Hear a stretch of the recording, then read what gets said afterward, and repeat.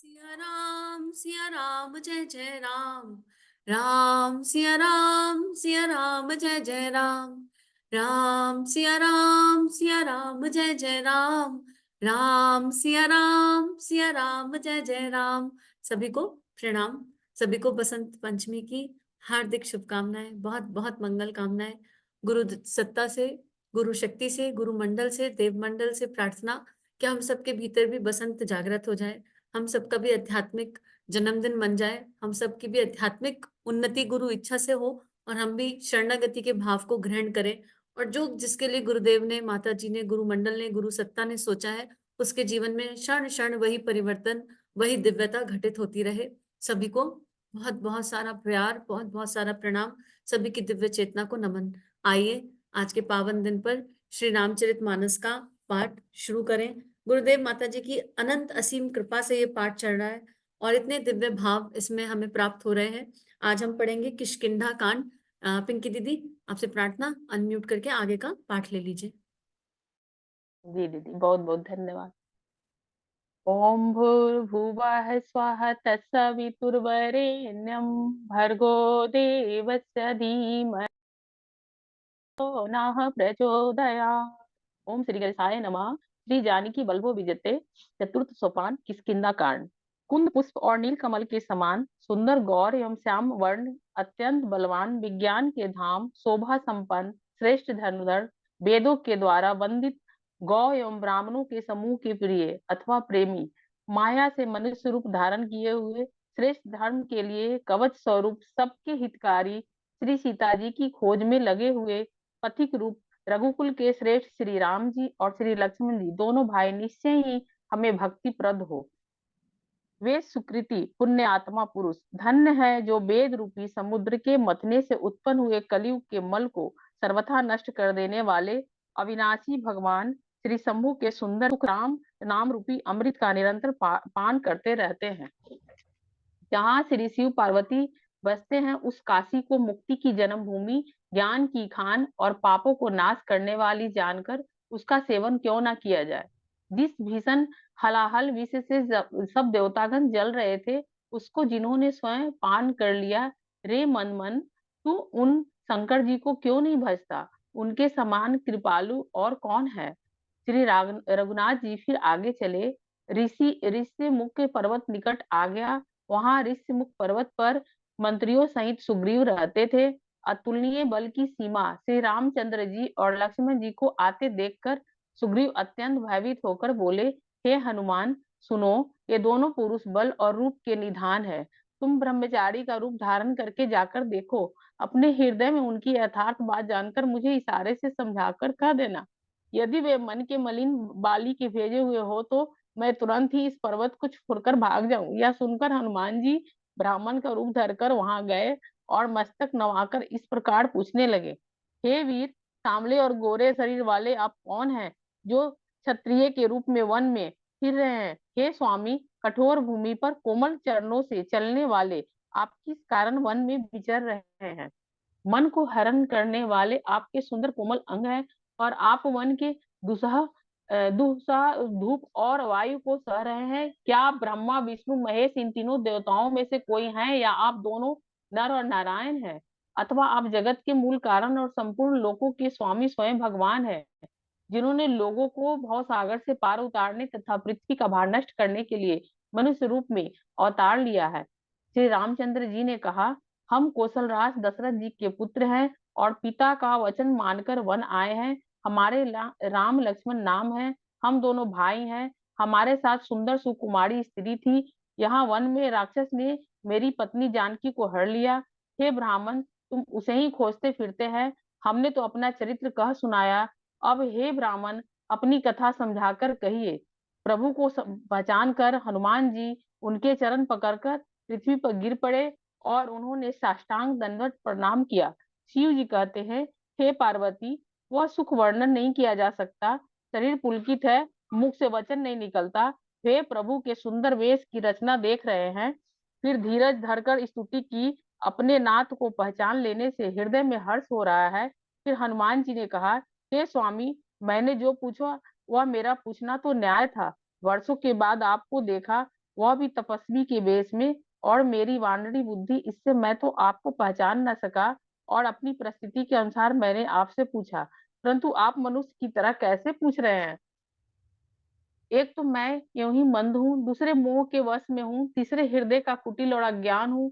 फिर हे दीनबंधु भगवान प्रभु, आपने भी मुझे भुला दिया।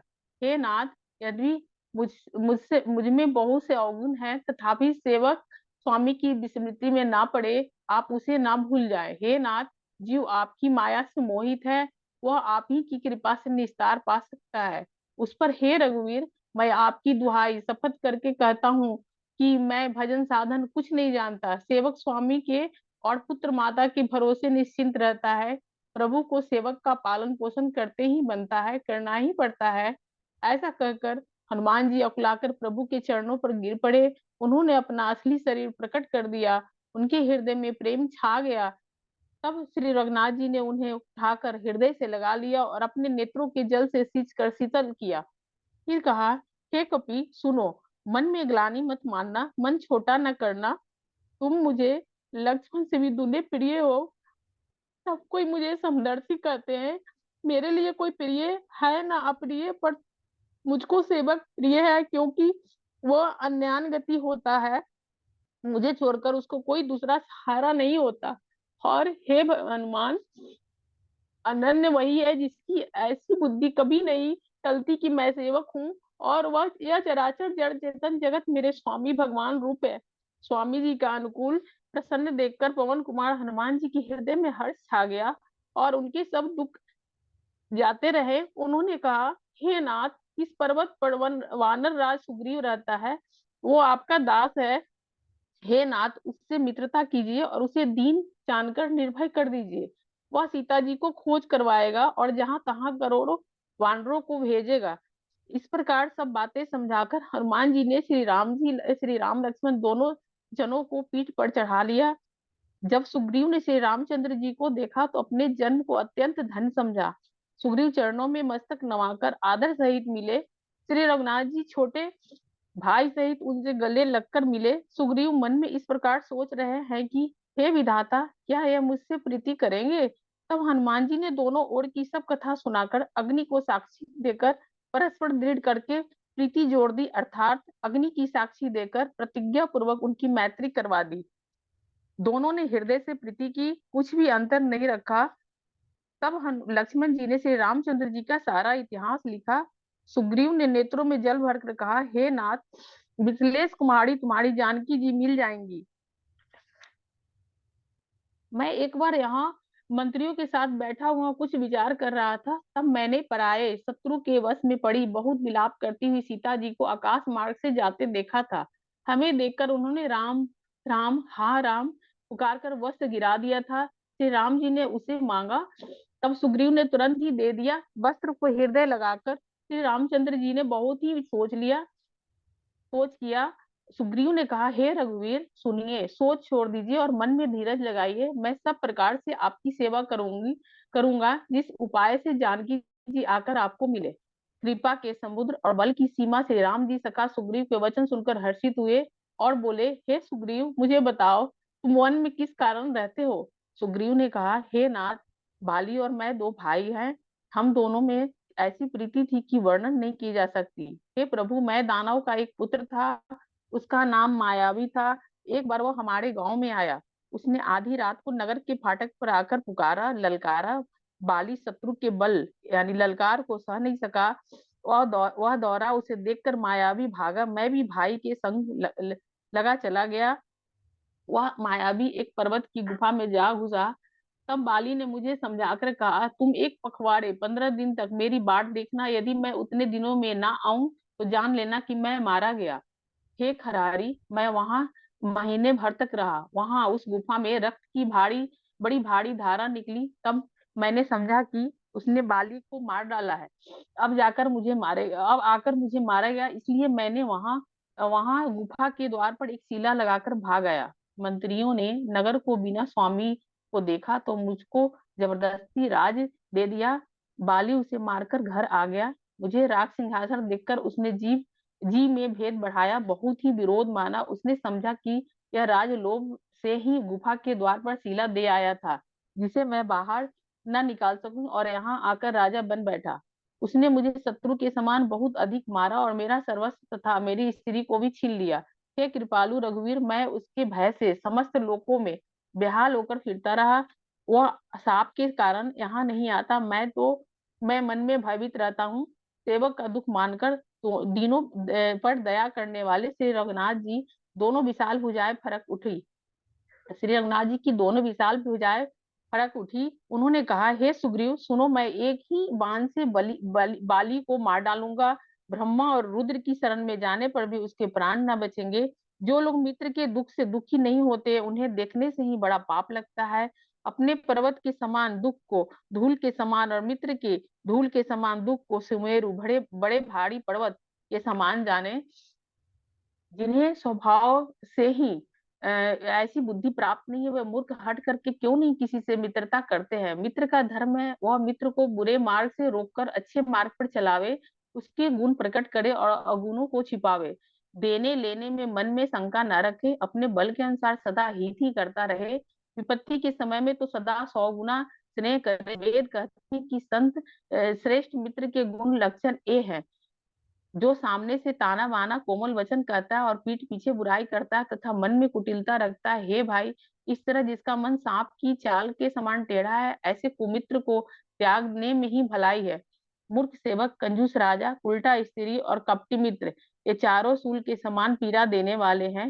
हे सखा, मेरे बल पर अब तुम चिंता छोड़ दो। मैं सब प्रकार से तुम्हारे काम आऊंगा, तुम्हारी सहायता करूंगा। सुग्रीव ने कहा, हे रघुवीर सुनिए, बाली महान बलवान और अत्यंत रणधीर है। फिर सुग्रीव ने श्री राम जी को दुदुम्बी राक्षस की हड्डियां और ताल के वृक्ष दिखलाए। श्री रघुनाथ जी ने उन्हें बिना ही परिश्रम के आसानी से ढहा दिया। श्री राम जी का अपरिमित बल देखकर सुग्रीव को प्रीति बढ़ गई और उन्हें विश्वास हो गया कि ये बालिका वध अवश्य करेंगे। ये वे बार बार चरणों में सिर नवाने लगे। प्रभु को पहचान कर सुग्रीव मन में हर्षित हो रहे थे। जब ज्ञान उत्पन्न हुआ तब वे ये वचन बोले कि हे नाथ, आपकी कृपा से अब मेरा मन स्थिर हो गया। सुख संपत्ति परिवार और बड़ाई सबको त्याग कर मैं आपकी सेवा ही करूंगा, क्योंकि आपके चरणों की आराधना करने वाले संत कहते हैं कि ये सब सुख संपत्ति आदि राम भक्ति के विरोधी हैं। जगत में जितने भी शत्रु मित्र और सुख दुख आदि द्वंद्व हैं, सब के सब माया रचित हैं, परमार्थता वास्तव में नहीं है। हे श्री राम जी, बाली तो मेरा परम हितकारी है, जिसकी कृपा से शोक का नाश करने वाले आप मुझे मिले, और जिसके साथ अब स्वप्न में भी लड़ाई हो तो जागने पर उसे समझकर मन में संकोच होगा कि स्वप्न में भी मैं उससे क्यों लड़ा। हे प्रभु, अब तो इस प्रकार कृपा कीजिए कि सब छोड़कर दिन रात मैं आपका भजन ही करूं। सुग्रीव को वैराग्य युक्त वाणी सुनकर, उसके क्षणिक वैराग्य को देखकर हाथ में धनुष धारण करने वाले श्री राम जी मुस्कुराकर बोले, तुमने जो कुछ कहा है वह सभी सत्य है, परंतु हे सखा, मेरा वचन मिथ्या नहीं होता। अर्थात बाली मारा जाएगा, तुम्हें राज्य मिलेगा। काकभूषुंडी जी कहते हैं कि हे पक्षियों के राजा गरुड़, नट मदारी के बंदर की तरह श्री राम जी सबको नचाते हैं। वेद ऐसा कहते हैं। बाली ने कहा, हे श्री राम जी सुनिए, स्वामी आपसे मेरी चतुराई नहीं चल सकती। हे प्रभु, अंत काल में आपकी गति पाकर मैं अभी भी पापी ही रहा। बाली की अत्यंत कोमल वाणी सुनकर श्री राम जी ने उसके सिर को अपने हाथ से स्पर्श किया और कहा, मैं तुम्हारे शरीर को अचल कर दूं, तुम प्राणों को रखो। बाली ने कहा, हे कृपा निधान सुनिए, मुनिगण जन्म जन्म में प्रत्येक जन्म में अनेकों प्रकार का साधन करते रहते हैं, एक फिर पेज भी छूट अंत गया, काल में छूट गया है एक पेज।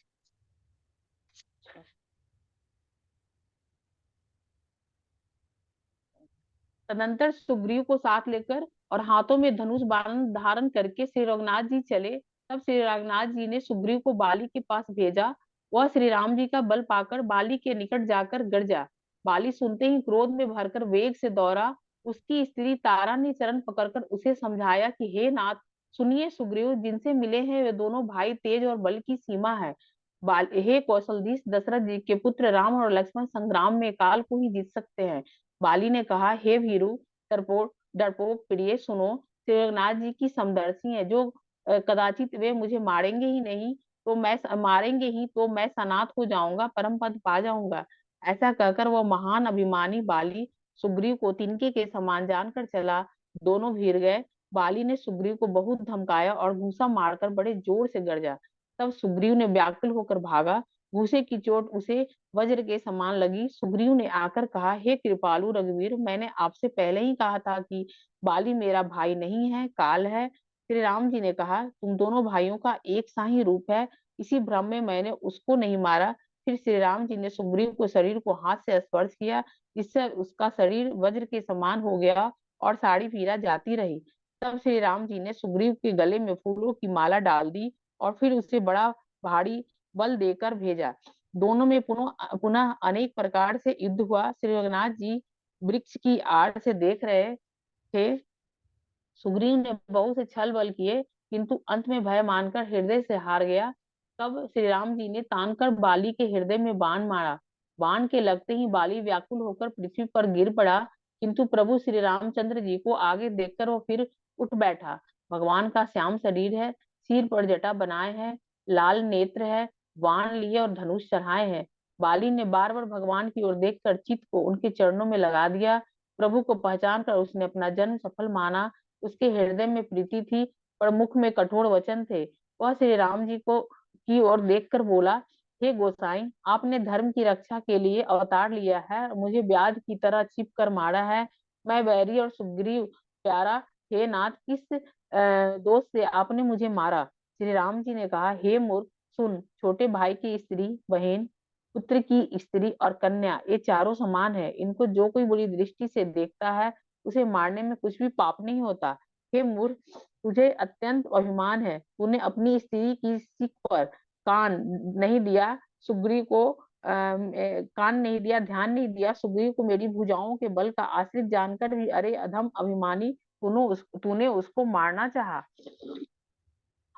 बाली ने कहा, हे श्री राम जी, सुनिए, स्वामी से मेरी चतुराई नहीं चल सकती। हे प्रभु, अंत काल में आपकी गति पाकर मैं अब भी पापी ही रहा। बाली की अत्यंत कोमल वाणी सुनकर श्री राम जी ने उसके सिर को अपने हाथ से स्पर्श किया और कहा, मैं तुम्हारे शरीर को अचल कर दूं, तुम प्राणों को रखो। बाली ने कहा, हे कृपा निधान, सुनिए, मुनिगण जन्म जन्म में, प्रत्येक जन्म में अनेकों प्रकार का साधन करते रहते हैं, फिर भी अंत काल में उन्हें राम नहीं कहा आता। उनके मुख से राम नाम नहीं निकलता। जिनके नाम के बल से शंकर जी काशी में सबको समान रूप से अविनाशनी गति मुक्ति देते हैं, वह श्री राम जी स्वयं मेरे नेत्रों के सामने आ गए हैं। हे प्रभु, ऐसा संयोग क्या फिर कभी बन पड़ेगा?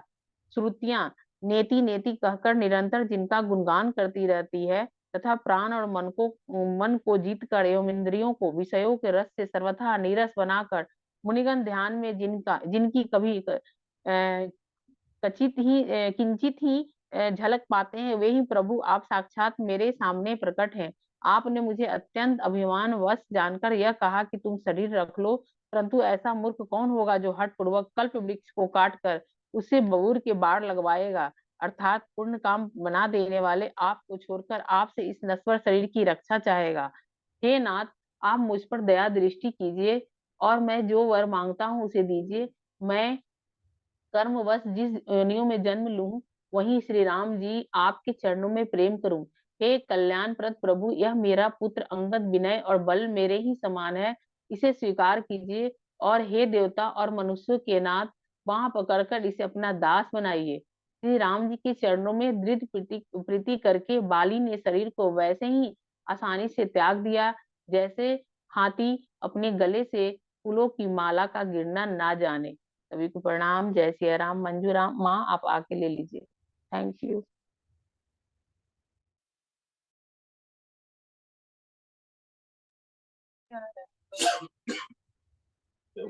ठीक है, नहीं ठीक है।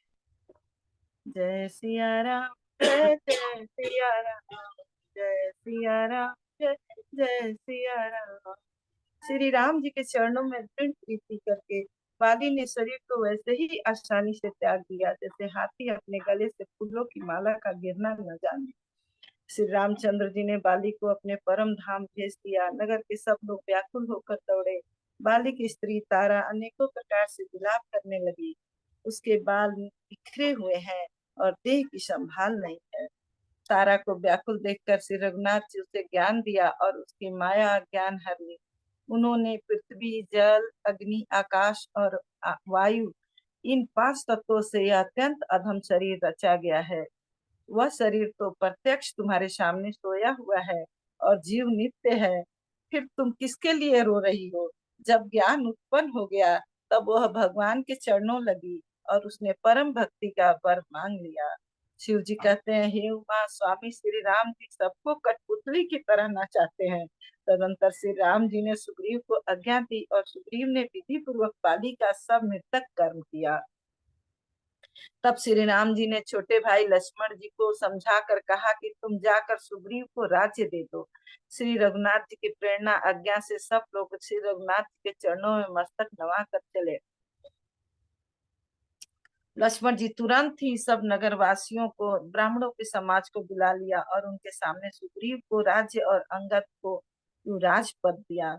हे पार्वती, जगत में श्री राम जी के समान हित करने वाला गुरु, पिता, माता, बंधु और स्वामी कोई नहीं है। देवता, मनुष्य और मुनि सबकी यह रीति है कि स्वार्थ के लिए ही सब प्रीति करते हैं। जो सुग्रीव दिन रात बाली के भय से व्याकुल रहता था, जिसके शरीर में बहुत से घाव हो गए थे, जिसकी छाती चिंता के मारे जला करती थी, उसी सुग्रीव को उन्होंने वानरों का राजा बना दिया। श्री रामचंद्र जी का स्वभाव अत्यंत ही कृपालु है।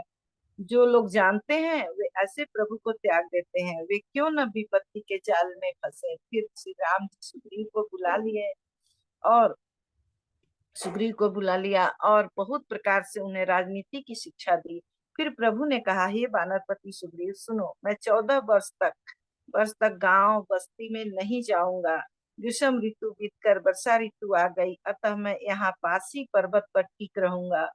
तुम अंगद सहित राज्य करो, मेरे काम का हृदय में सदा ध्यान रखना। तदंतर जब सुग्रीव जी घर लौट आए तब श्री राम जी प्रवर्षण पर्वत पर जा टिके।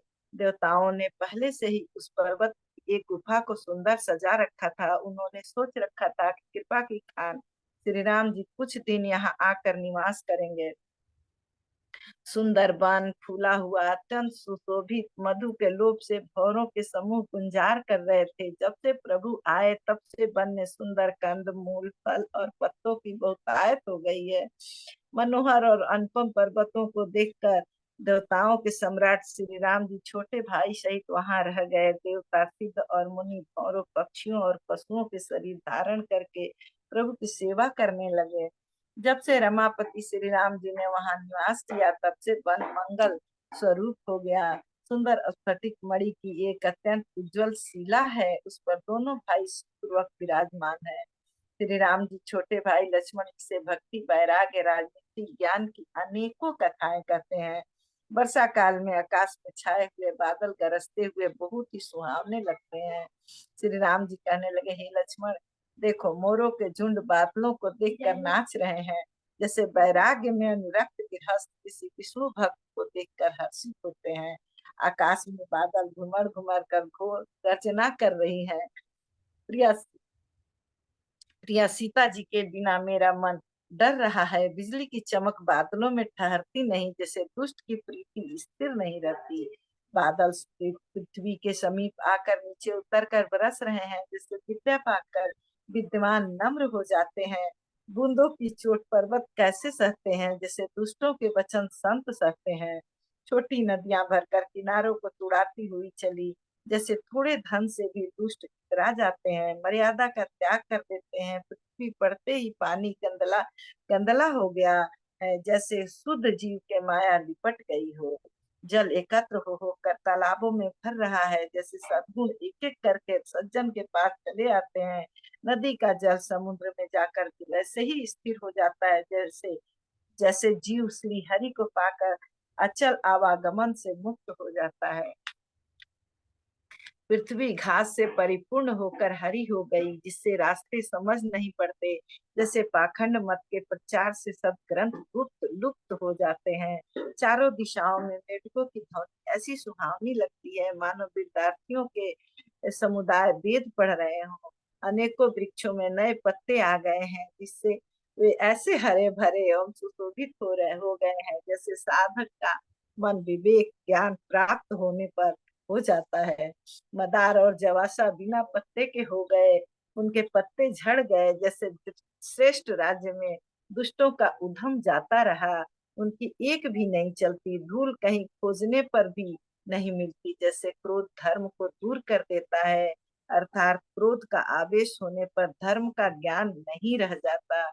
अन्न से युक्त लहलहाती हुई खेती से हरी भरी पृथ्वी कैसी शोभित हो रही है, जैसे उपकारी पुरुष की संपत्ति रात के घने अंधकार में जुगनू शोभा पा रहे हैं। मानो दंभियों का समाज आ चुका है। भारी वर्षा से खेती की क्यारियां फूट चली हैं, जैसे स्वतंत्र होने से स्त्रियां बिगड़ जाती हैं। चतुर किसान खेतों का निरा रहे हैं, उनमें से घास आदि को निकाल कर फेंक रहे हैं। जैसे विद्वान लोग मोह मद और मान का त्याग कर देते हैं, चक्रवाक पक्षी दिखाई नहीं दे रहे हैं। जैसे कलयुग को पाकर धर्म भाग जाते हैं, उसर में वर्षा होती है पर वहां घास तक नहीं उगती। जैसे हरिभक्त के हृदय में काम नहीं उत्पन्न होता। पृथ्वी अनेक तरह के जीवों से भरी हुई उसी तरह शोभायमान है, जैसे सुराज्य पाकर प्रजा की वृद्धि होती है। जहाँ तहाँ अनेक पथिक थक कर ठहरे हुए हैं, जैसे ज्ञान उत्पन्न होने पर इंद्रियां स्थिर होकर विषयों की ओर जाना छोड़ देती हैं। कभी कभी वायु बड़े जोर से चलने लगती है, जिससे बादल जहाँ तहाँ गायब हो जाते हैं। जैसे कुपुत्र के उत्पन्न होने से कुल के उत्तम धर्म श्रेष्ठ आचरण नष्ट हो जाते हैं। कभी बादलों के कारण दिन में घोर अंधकार छा जाता है, कभी सूर्य प्रकट हो जाते हैं। जैसे कुसंग पाकर ज्ञान नष्ट हो जाता है और कुसंग पाकर उत्पन्न हो जाता है। हे लक्ष्मण, देखो वर्षा बीत गई और परम सुंदर शरत ऋतु आ गई। फूले हुए काश से सारी पृथ्वी छा गई, मानो वर्षा ऋतु ने काश रूपी सफेद बालों के रूप में अपना बुढ़ापा प्रकट किया है। अगस्त के तोर ने उदय होकर मार्ग के जल को सोख लिया है, जैसे संतोष लोभ को सोख लेता है। नदियों और तालाबों का निर्मल जल ऐसी शोभा पा रहा है, जैसे मद और मोह से रहित संतों का हित है। नदी और तालाबों का जल धीरे धीरे सूख रहा है, जैसे ज्ञानी विवेकी पुरुष ममता का त्याग करते हैं। शरद ऋतु जानकर खंजन पक्षी आ गए, जैसे समय पाकर सुंदर सुकृत आ जाते हैं, पुण्य प्रकट हो जाते हैं। न कीचड़ है न धूल, इससे धरती निर्मल होकर ऐसी शोभा दे रही है, जैसे नीति निपुण राजा की करनी। जल के कम हो जाने से मछलियां व्याकुल हो रही हैं। जैसे मूर्ख विवेक शून्य कुटुंबी गृहस्थ धन के बिना व्याकुल होता है। बिना बादलों का निर्मल आकाश ऐसा शोभित हो रहा है, जैसे भगवत भक्त सब आशाओं को छोड़कर सुशोभित होते हैं। कहीं कहीं बिरले ही स्थानों में शरद ऋतु की थोड़ी थोड़ी वर्षा हो रही है, जैसे कोई बिरले ही में भक्ति पाते हैं। शरद ऋतु पाकर राजा तपस्वी व्यापारी और भिखारी क्रमशः विजय तप व्यापार और भिक्षा के लिए हर्षित होकर नगर छोड़कर चले। जैसे श्री हरि की भक्ति पाकर चारों आश्रम वाले नाना प्रकार के साधन रूपी श्रमों को त्याग देते हैं। जो मछलियां अथाह जल में है वे सुखी हैं, जैसे श्री हरि के शरण में चले जाने पर एक भी बाधा नहीं रहती। कमलों के फूलने से तालाब कैसा शोभा दे रहा है, जैसे निर्गुण ब्रह्मा सगुण होने पर शोभित होता है। भौरे अनुपम शब्द करते हुए गूंज रहे हैं तथा पक्षियों के नाना प्रकार के सुंदर शब्द हो रहे हैं। रात्रि देखकर चकवे के मन में वैसे ही दुख हो रहा है, जैसे दूसरे की संपत्ति देखकर दुष्ट को होता है। पपीहा रट लगाए हैं, उसको बड़ी प्यास है, जैसे श्री शंकर जी का द्रोही सुख नहीं पाता, सुख के लिए जीतता रहता है। शरद ऋतु के ताप को रात के समय चंद्रमा हर लेता है, जैसे संतों के दर्शन से पाप दूर हो जाते हैं। चकोरों के समुदाय चंद्रमा को देखकर इस प्रकार टकटकी लगाए हैं, जैसे भगवत भक्त भगवान को पाकर उनके निर्विशेष नेत्रों से दर्शन करते हैं। मच्छर और दास के जाड़े के डर से इस प्रकार नष्ट हो गए, जैसे ब्राह्मण के साथ पैर करने से कुल का नाश हो जाता है।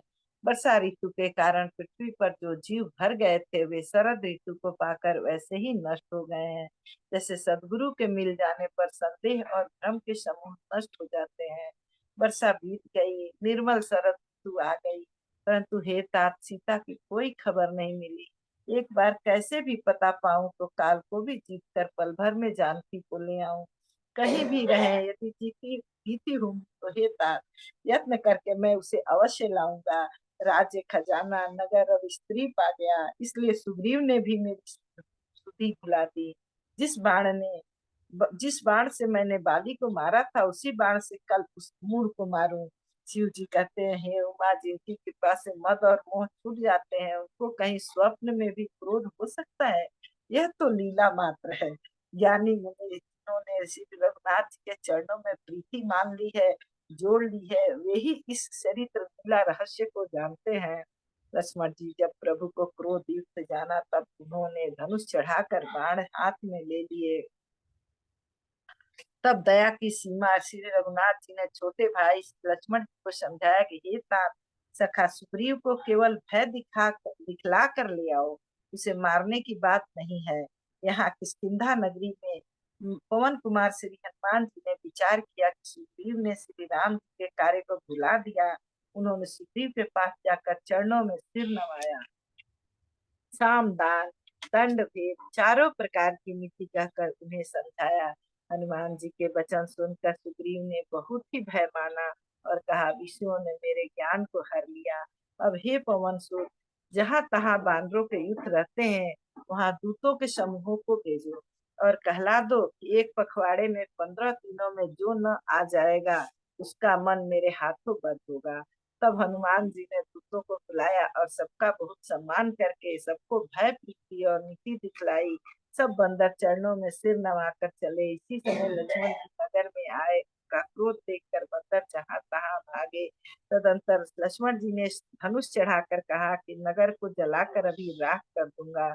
तब नगर भर को व्याकुल देखकर बाली पुत्र अंगद जी उनके पास आए। अंगद ने उनके चरणों में सिर नवाकर विनती की, क्षमा याचना की। तब लक्ष्मण जी ने उनको अभय बाह दी। भुजा उठाकर कहा कि डरो मत। सुग्रीव ने अपने कानों से लक्ष्मण जी को क्रोध युक्त सुनकर भय से अत्यंत व्याकुल होकर कहा, हे हनुमान सुनो, तुम तारा को साथ ले जाकर विनती करके राजकुमार को समझाओ, समझा बुझाकर शांत करो। हनुमान जी ने तारा सहित जाकर लक्ष्मण जी के चरणों की वंदना की और प्रभु के सुंदर यश का बखान किया। ये विनती करके उन्हें महल में ले आए तथा चरणों को धोकर उन्हें पलंग पर बैठाया। तब वानरराज सुग्रीव ने उनके चरणों में सिर नवाया और लक्ष्मण जी ने साथ पकड़कर उनको गले से लगा लिया। सुग्रीव ने कहा, हे नाथ, विषय के समान और कोई मद नहीं है। यह मुनियों के मन में भी क्षण मात्र में मोह उत्पन्न कर देता है। फिर मैं तो विषयी जीव ही ठहरा। सुग्रीव के विनय युक्त वचन सुनकर लक्ष्मण जी ने सुख पाया और उनको बहुत प्रकार से समझाया। तब पवन सुत हनुमान जी ने जिस प्रकार सब दिशाओं में दूतों के समूह गए थे, वह सब हाल सुनाया। तब अंगद आदि वानरों को साथ लेकर और श्री राम जी को छोटे भाई लक्ष्मण जी को आगे करके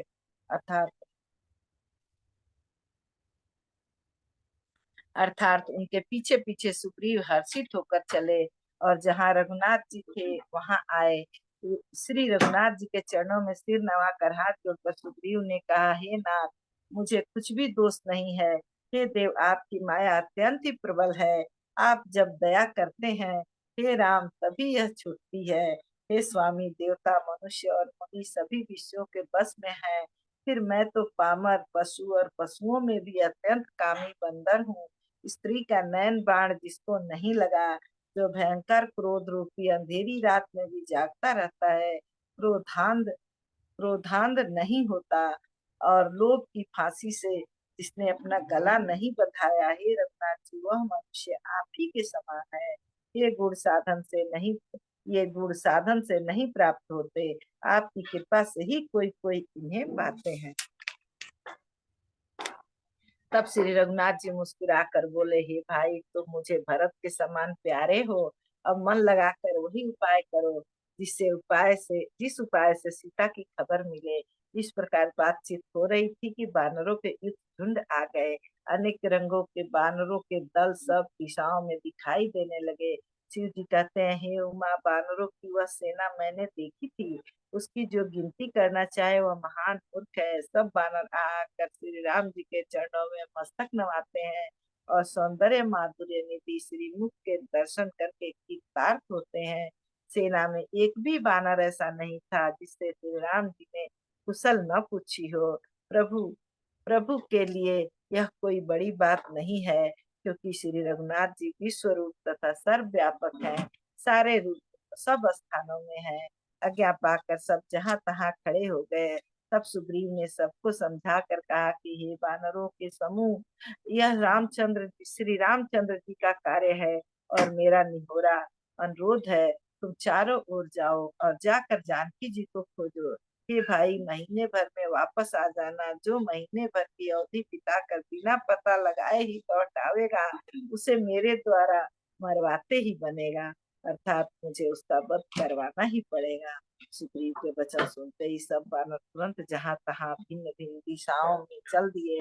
तब सुग्रीव ने अंगद, नल, हनुमान आदि प्रधान प्रधान योद्धाओं को बुलाया और कहा, हे धीर बुद्धि और चतुर नील, अंगद, जामुआन और हनुमान, तुम सब श्रेष्ठ योद्धा मिलकर दक्षिण दिशा को जाओ और सब किसी से सीता जी का पता पूछना। मन, वचन तथा कर्म से उसी का सीता जी का पता लगाने का उपाय सोचना। श्री रामचंद्र जी का कार्य संपन्न सफल करना।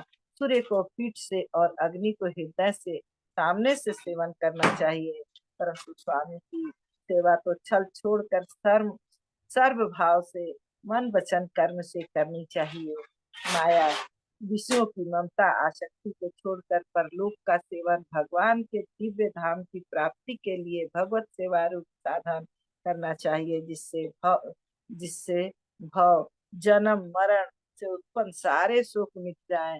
ये भाई, देह धारण करने का यही फल है कि सब कामों कामनाओं को छोड़कर श्री राम जी का भजन ही किया जाए।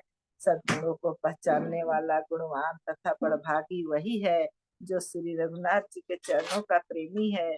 आज्ञा मांगकर और चरणों में फिर सिर नवाकर श्री रघुनाथ जी का स्मरण करते हुए सब हर्षित होकर चले। सबके पीछे पवन सुत श्री हनुमान जी सिर नवाया।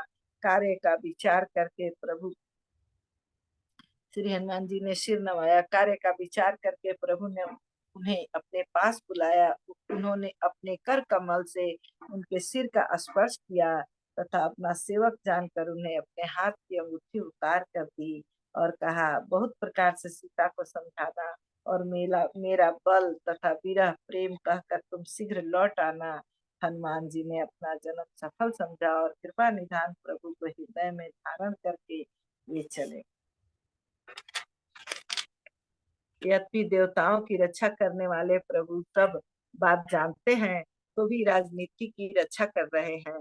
नीति की मर्यादा रखने वाले सीता जी का पता लगाने को जहां तहां बानरों को भेज रहे हैं। सब बानर वन, नदी, तालाब, पर्वत और पर्वतों की कंदराओं में खोजते हुए चले जा रहे हैं। मन श्री राम जी के कार्य में लौलीन है। शरीर तक का प्रेम ममत्व भूल गया है। कहीं किसी राक्षस से भेंट हो जाती है तो एक एक चपत में ही उसके प्राण ले लेते हैं। पर्वतों और बानों को बहुत प्रकार से खोज रहे हैं। कोई मुनि मिल जाता है तो पता पूछने के लिए उसे सब घेर लेते हैं। इतने में ही सबको अत्यंत प्यास लगी, जिससे सब अत्यंत ही व्याकुल हो गए, किंतु जल कहीं नहीं मिला। घने जंगल में सब भुला गए। हनुमान जी ने मन में अनुमान किया कि जल पिए बिना सब लोग मरना ही चाहते हैं। उन्होंने पहाड़ की चोटी पर चढ़कर चारों ओर देखा तो पृथ्वी के अंदर एक गुफा में उन्हें एक कौतुक आश्चर्य दिखाई दिया।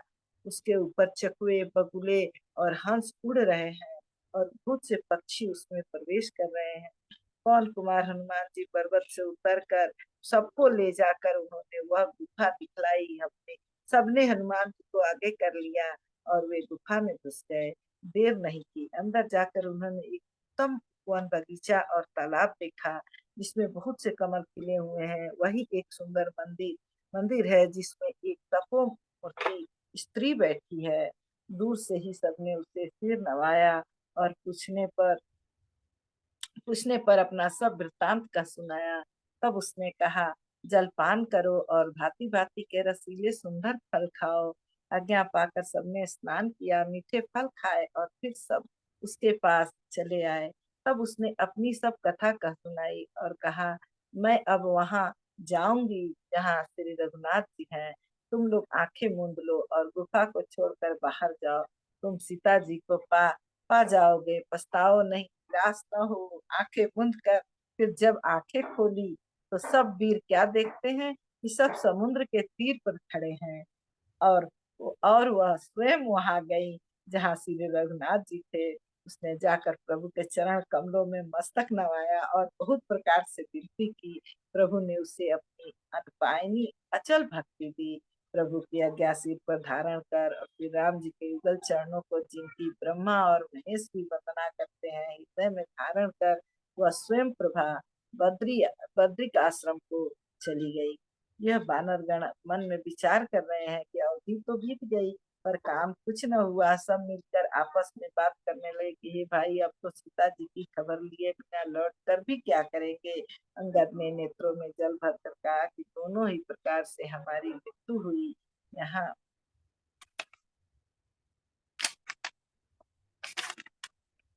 यहाँ तो सीता जी की सुध नहीं मिली और वहां जाने पर वानर राज सुग्रीव मार डालेंगे। वे तो पिता के वध होने पर ही मुझे मार डालते। श्री राम जी ने ही मेरी रक्षा की, इसमें सुग्रीव का कोई एहसान नहीं है। अंगद बार बार सबसे कह रहे हैं कि अब मरण हुआ, इसमें कुछ भी संदेह नहीं है। वानर वीर अंगद के वचन सुनते ही किंतु कुछ बोल नहीं सकते। उनके नेत्रों से जल बह रहा है। एक क्षण के लिए सब सोच मग्न हो रहे हैं, फिर सब ऐसा वचन कहने लगे, हे सुयोग युवराज, हम लोग सीता जी की खोज खोज लिए बिना नहीं लौटेंगे। ऐसा कहकर लवण सागर के तट पर जाकर सब बानर कुछ बिछा कर बैठ गए। जामुआन ने अंगद का दुख देखकर विशेष उपदेश की कथाएं कही। वे बोले, हे तात, श्री राम जी को मनुष्य न मानो, उन्हें निर्गुण ब्रह्मा अजय और अजन्मा समझो। हम सब सेवक अत्यंत बड़भागी हैं जो निरंतर सगुण ब्रह्मा श्री राम जी में प्रीति रखते हैं। देवता, पृथ्वी, गौ और ब्राह्मणों के लिए प्रभु अपनी इच्छा से किसी कर्म बंधन से नहीं अवतार लेते हैं। वहाँ सगुण पासक भक्तगण सालोक के सामीप्य, सारूप्य, सारस्टी और सायुज्य सब प्रकार के मोक्षों को त्याग कर उनकी सेवा में साथ रहते हैं। इस प्रकार जामवान बहुत प्रकार से कथाएं कह रहे हैं कि बातें पर्वत की चंद्रा में संपाति ने सुनी। बाहर निकलकर उसने बहुत से बानर देखे। तब वह बोला, जगदीश्वर, मुझको घर बैठे बहुत सा आहार भेज दिया, आज इन सबको खा जाऊंगा। बहुत दिन बीत गए, भोजन के बिना मर रहा था। पेट भर भोजन कभी नहीं मिलता। आज विधाता ने एक ही बार में बहुत सा भोजन दे दिया। गिद्ध के वचन कानों से सुनते ही सब डर गए। अब सचमुच ही मरना हो गया, यह हमने जान लिया। पर फिर उस गिद्ध संपाति को देखकर सब बानर उठ खड़े हुए। जामुआन के मन में विशेष सोच हुआ।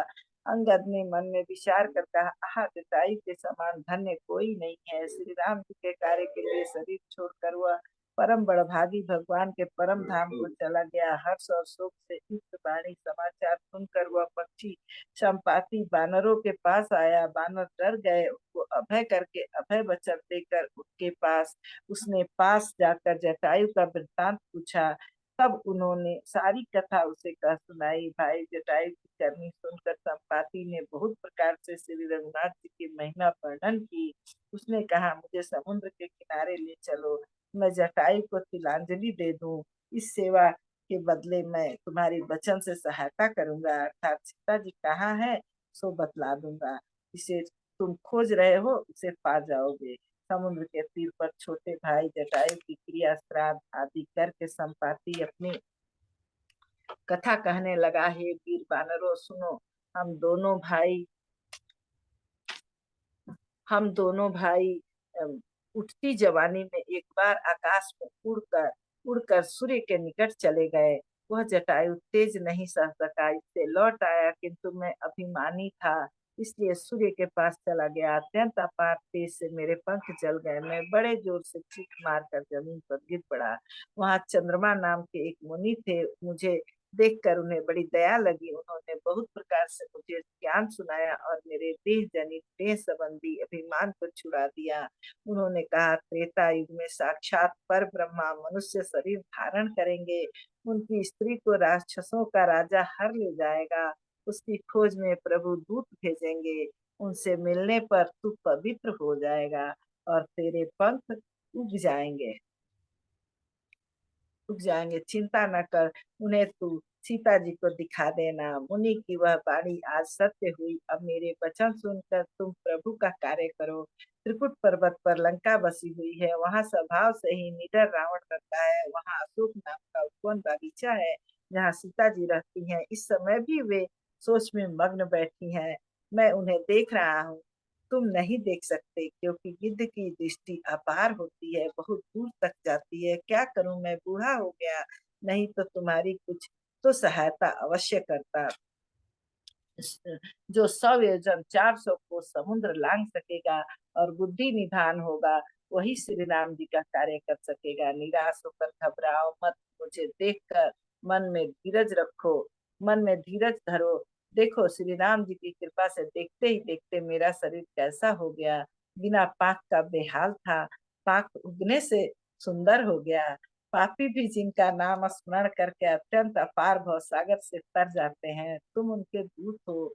अतः कायरता छोड़कर श्री राम जी को हृदय में धारण करके उपाय करो। काक सिंह जी कहते हैं, हे गरुण जी, इस प्रकार कहकर जब गिद्ध चला गया, तब उन बानरों के मन में अत्यंत विस्मय हुआ। तब किसी ने अपना अपना बल कहा, पर समुद्र के पार जाने में सभी ने संदेह प्रकट किया। ऋक्षराज जामवान कहने लगे, मैं अब बूढ़ा हो गया, शरीर में पहले वाला बल का लेस भी नहीं रहा। जब खरारी घर के शत्रु श्री राम बामन बने थे, तब मैं जवान था और मुझे बड़ा बल था। बाली के बांधते समय प्रभु इतने बड़े कि उस शरीर का वर्णन नहीं हो सकता, किंतु मैं 2 ही घड़ी में दौड़कर उस शरीर की 7 प्रदक्षिणाएं कर ली। अंगद ने कहा, मैं पार तो चला जाऊंगा, परंतु लौटते समय के लिए हृदय में कुछ संदेह है। जामवान ने कहा, तुम सब प्रकार से योग्य हो, परंतु तुम सबके नेता हो, तुम्हें कैसे भेजा जाए। ऋक्षराज जामवान ने श्री हनुमान जी से कहा, हे हनुमान, ये बलवान सुनो, तुमने तुमने यह क्या छुप साध रखी है। तुम पवन के पुत्र हो और बल बल में पवन के समान हो। तुम बुद्धि विवेक और विज्ञान की खान हो। जगत में कौन सा ऐसा कठिन काम है जो हे तात तुमसे न हो सके। श्री राम जी कार्य के लिए ही तो तुम्हारा अवतार हुआ है। यह सुनते ही हनुमान जी पर्वत के आकार के अत्यंत विशाल काय हो गए।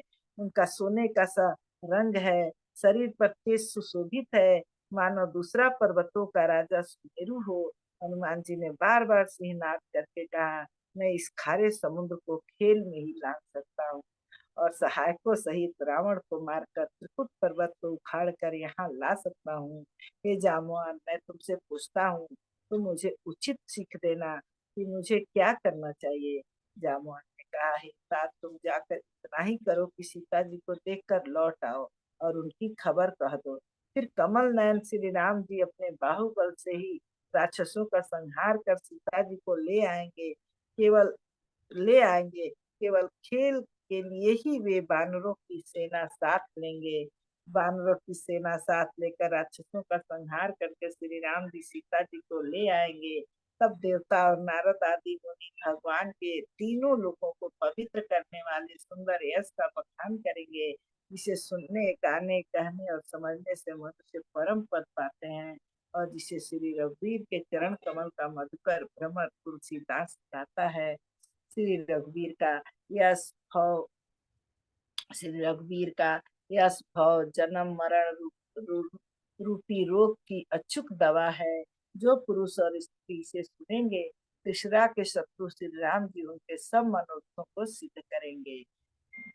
जिनका नीले कमल के समान श्याम शरीर है, जिनकी शोभा करोड़ों कामदेवों से भी अधिक है और जिनका नाम पाप रूपी पक्षियों को मारने के लिए बधिक व्याधा के समान है, उन श्री राम के गुणों के समूह लीला को अवश्य सुनना चाहिए।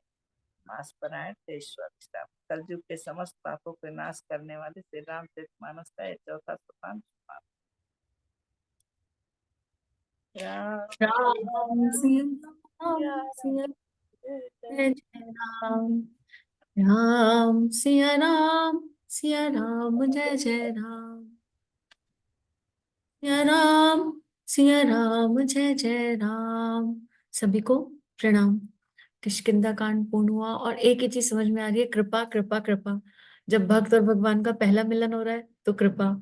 हनुमान जी कैसे कृपा की बात कर रहे हैं।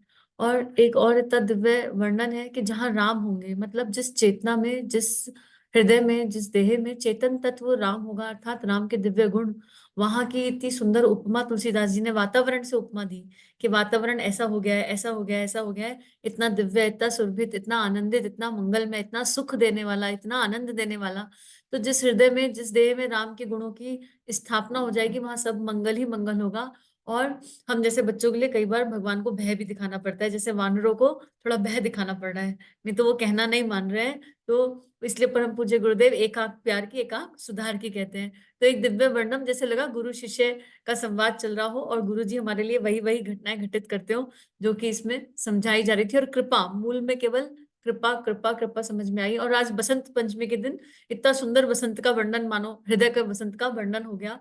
सभी को पुनः बसंत पंचमी की हार्दिक मंगल कामनाएं। आइए गायत्री मंत्र के साथ इस पाठ को गुरु तत्व के गुरु चरणों में समर्पित अर्पित करें। ओम भूर्भुवः स्वाहा तत्सवितुर्वरेण्यं भर्गो देवस्य धीमहि धियो यो नः प्रचोदयात्। राम सिया राम जय जय राम। सभी को प्रणाम।